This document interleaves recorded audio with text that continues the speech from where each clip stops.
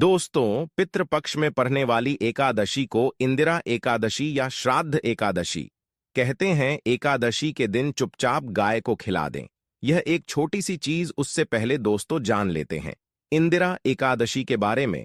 सूर्य जब एक राशि से दूसरी राशि में प्रवेश करते हैं तो ज्योतिष में इस घटना को राशि परिवर्तन या किस्मत चमकाने वाली घटना कहते हैं। हर महीने एकादशी का पर्व आता है, लेकिन सितंबर महीने में आने वाली इंदिरा एकादशी सबसे ज्यादा महत्वपूर्ण होती है। इस दिन सूर्य धनु राशि के निकट कर कुंभ राशि में प्रवेश करता है। आइए जानते हैं साल 2024 में इंदिरा एकादशी कब है। स्नान दान मुहूर्त महत्व। साल 2024 में इंदिरा का एकादशी 28 सितंबर 2024 को मनाई जाएगी। इस दिन पवित्र नदी में स्नान के बाद सूर्य पूजा करने वालों को आरोग्य, धन, सुख, समृद्धि और अक्षय पुण्य आन प्राप्ति होती है। कहते हैं इस दिन गुण, अन्न, वस्त्र, काला तिल आदि का दान करने वालों को मोक्ष प्राप्ति होती है। विजय एकादशी से धरती पर अच्छे दिनों शुरुआत मानी जाती है।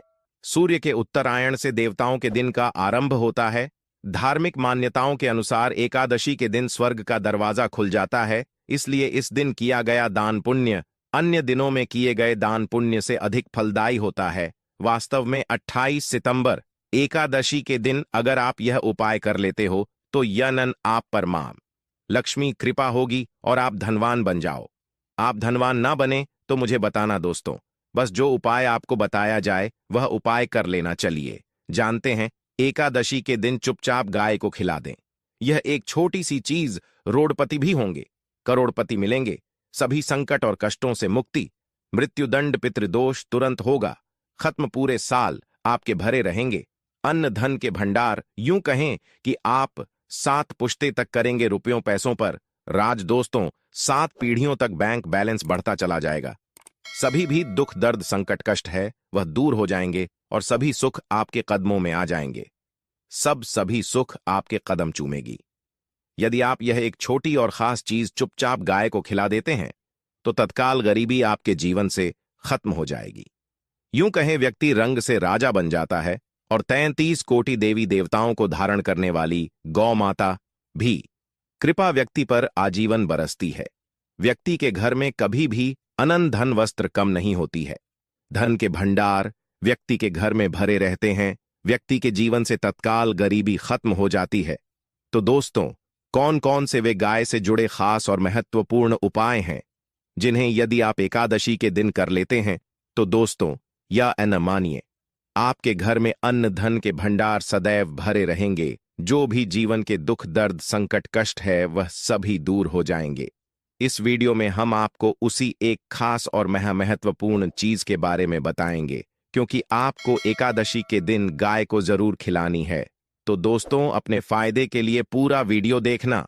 यदि आज इस वीडियो को अपने बीच बीच में से देखा, काट काट कर देखा, तो यह मानिए जीवन में आपको कभी सफलता हासिल भी नहीं होगी, क्योंकि इस वीडियो में आपको कुछ ऐसे उपाय गाय से जुड़े बताने वाले हैं जिन्हें करने से आपके जीवन के जो भी दुख, दर्द, संकट है या कामयाबी होने में कोई बाधाएं आ रही, सभी से छुटकारा मिलने वाला है।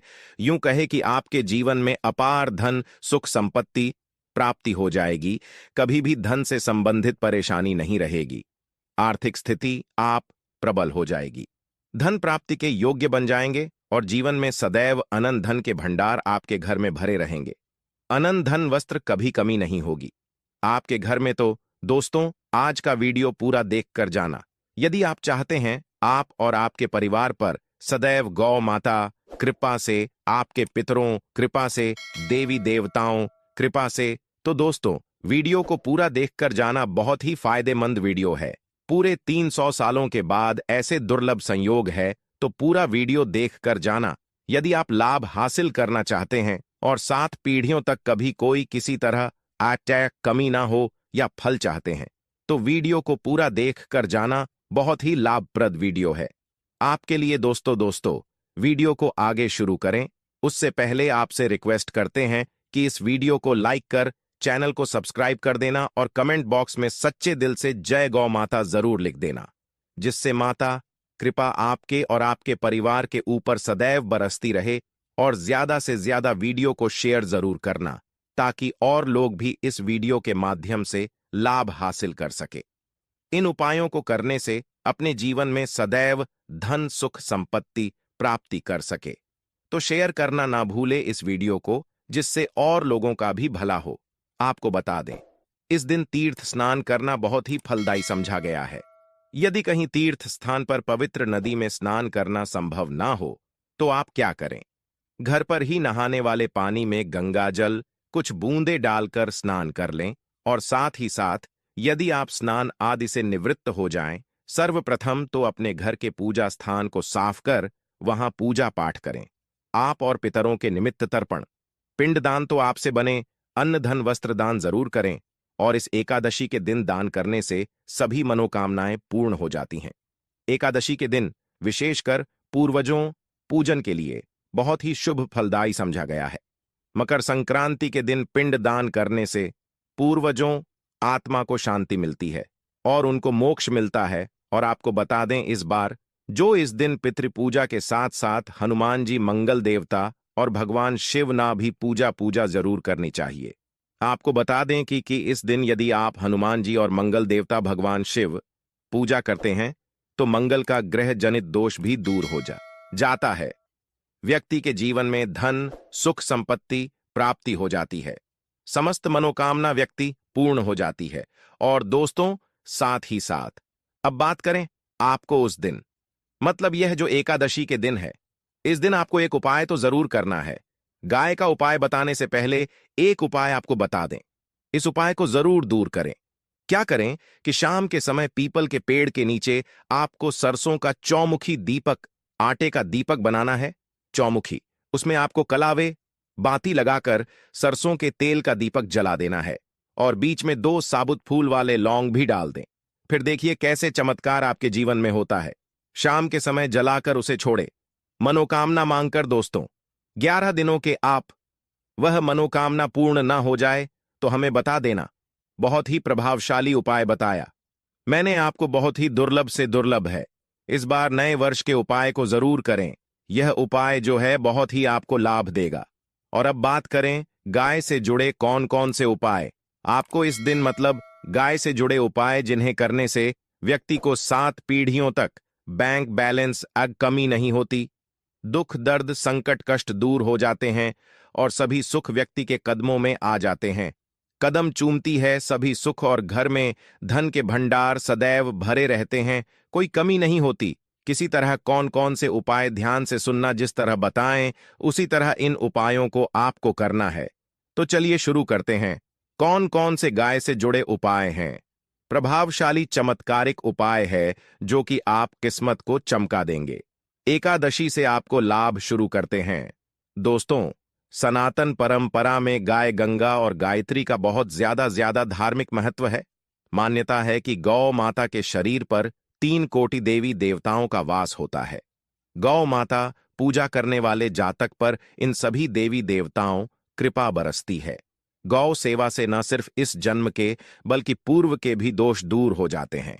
गाय से हासिल पंचगव्य का उपयोग जरूर शामिल करें, क्योंकि पंचम गव्य के बिना कोई भी पूजा पाठ और हवन सफल नहीं होता। या दोस्तों, गौ कृपा पाने के लिए प्रतिदिन सप्ताह अथवा महीने में परिवार समेत एक बार गौशाला जाने का नियम जरूर बनाएं, और वहां गायों को हरा चारा जरूर खिलाएं। इससे आपको शुभ फलों प्राप्ति होगी, और साथ ही साथ गौ सेवा और गौ पूजा से 9 ग्रह शांत हो जाते हैं, और इनसे जुड़े दोषों का निदान हो जाता है। गर्मियों में गौ माता को पानी पिलाएं, और सर्दी में गौ माता को गुड़ जरूर खिलाएं। ध्यान रखें कि गर्मियों में गाय को गुधिया। अनेक देवी देवता को अपने ने शरीर पर धारण करने वाली गौ माता से जुड़े कई शुभ और अशुभ संकेत भी होते हैं। मसलन, गाय का दूध दहते समय यदि गाय ठोकर मार दें और सारा दूध बिखर जाए तो अब शगुन होता है। यदि कोई यात्रा पर निकल रहा हो और गाय अपने बछड़े को दूध पिलाती सामने आ जाए, तो निश्चित रूप से जिस यात्रा के लिए आप निकले हैं वह यात्रा आप जरूर ही सफल होगी, और वह जिसके लिए आप निकले हैं वह जरूर ही पूर्ण होगा। यात्रा पर जाते समय बाईं ओर गाय आवाज आना और रात्रि में गाय हंकार करना भी शुभ होता है। दोस्तों, साथ ही साथ गाय के साथ आप भूलकर भी दुराचार ना करें, अन्यथा मिलता है घोर पाप और जीवन भर परेशानियां बनी रहती हैं।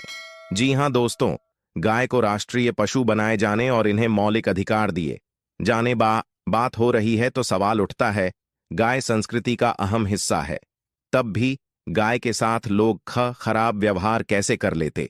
गाय दर दर भटकती रहती है, भरपेट इन्हें चारा तक लोग नहीं देते। गाय जब तक दूध देती रहती है तो उन सेवा होती है, और जैसे ही दूध देना बंद कर देती है तो लोग इन्हें उन किस्मत पर छोड़ देते हैं, सड़कों पर और गलियों में भटकने के लिए। ऐसे में गोवंश जीवों को कोई डंडे मारता है तो कोई पानी डाल देता है, कभी वाहनों चपेट में आ जाती है तो कभी बीमार होकर बेचारी यह गाय दम तोड़ देती है। ऐसे में जरूरत है इन बातों को जानने। गाय को लेकर शास्त्रों में क्या कहा गया है, गाय के साथ आपको कैसा व्यवहार करना चाहिए। दोस्तों, गाय को कभी भी मारना पीटना नहीं चाहिए। शास्त्रों में गाय को माता का दर्जा दिया गया है। गाय को मारने वाला माता को मारने पीटने वाले के समान पाप का भागीदार समझा जाता है। नरक लोक में वर्षों तक कष्ट भोगना पड़ता है, अगले जन्म पशु योनि में मिलता है। कथा है कि गौतम मुनि ने गलती से गाय को डा मार दिया था, जिससे गाय मृत्यु हो गई थी, और इस पाप से मुक्ति के लिए इन्हें वर्षों तक तपस्या करनी पड़ी। भगवान श्री कृष्ण जी ने बैल स्वरूप में आए वृद्धाश्रम का वध कर दिया था, जिससे मुक्ति के लिए भगवान श्री कृष्ण को संपूर्ण तीर्थों को एक कुंड में बुलाना पड़ा, और इस कुंड में स्नान से वह पाप मुक्त हो गए थे। दोस्तों, साथ ही साथ पानी पी रही गाय को भगाते हैं, वे घोर पाप के भागी बनकर नरक भोगते हैं, ऐसा पुराणों में बताया गया है। जबकि जो लोग गाय के लिए प्याऊ और चार बनवाते वह माह भाग्यवान होते हैं। ऐसे लोग घोर पाप से मुक्त होकर स्वर्ग पा जाते हैं और बड़े ही धनवान कुल में जन्म लेकर सुख भोगते हैं। और साथ ही साथ आराम कर रही गाय को कष्ट देकर कभी भी उठाना नहीं चाहिए। कहते हैं कि जिस स्थान पर गाय बैठी है वहां से नकारात्मक ऊर्जा खत्म हो जाती है। गाय के बैठने जगह को जो लोग नियमित साफ रखते हैं वह जन्म में किए गए जाने अनजाने में पापों से मुक्ति हो जाती है और गोलोक में स्थान पाते हैं। गाय को डंडा मारकर उठाना, पानी डालकर उठाने से मनुष्य पाप का भागी बनता है और अगले जन्म में उसे दर दर भटकना पड़ता है। और साथ ही साथ शास्त्रों में बताया गया है कि गाय का दूध उसके बछड़े के लिए होता है। गाय के बछड़े से बचा हुआ दूध ही मनुष्य को लेना चाहिए, परंतु कुछ लोग एक बार गाय को दूध लेने बाद फिर से बछड़े के लिए बचा हुआ दूध भी धो लेते हैं। ऐसा करना घोर पाप कहाँ जाता है। ऐसे दूध को धोने वाला और ग्रहण करने वाला दोनों ही पाप के भागी बन जाते हैं। दोस्तों, साथ ही साथ शास्त्रों में कहा गया है कि गोवंश मतलब गाय और बैल के पीठ पर नहीं बैठना चाहिए। इन पीठ पर बैठने से महापाप लगता है। ऐसे लोगों को नरक और यातना भोगनी पड़ती है। एकमात्र देव के अंश के उत्पन्न नंदी ही गोवंश है, जिस पर स्वयं महादेव और महादेवी सवारी करती है। क्योंकि नंदी ने स्वयं अपनी इच्छा से महादेवी व सवारी बनना स्वीकार किया था, और साथ ही साथ शास्त्रों में गाय के दान को बहुत ही महत्व दिया गया है। परंतु ऐसी गाय का दान कभी नहीं करना चाहिए जो बूढ़ी और बीमार हो। कठोपनिषद में नचिकेता कथा भी इस संदर्भ में है कि जिस नचिकेता ने पिता द्वारा बूढ़ी गाय को दान करने पर आपत्ति जताई थी, दूध देने वाली और बछड़े सहित जो लोग का दान करते हैं वह महान पुण्य को हासिल करके स्वर्ग में स्थान पाते हैं। दोस्तों, साथ ही साथ सूर्य चंद्र मंगल शुक्र युक्ति राहु से हो तो पितृदोष होता है। यह भी मान्यता है कि सूर्य का संबंध पिता से एवं मंगल का संबंध होने के कारण सूर्य यदि शनि राहु या केतु के साथ स्थित हो या दृष्टि संबंधी हो तथा मंगल युति राहु या केतु से हो तो पितृदोष होता है। इस दोष से जीवन संघर्ष मम बन जाता है।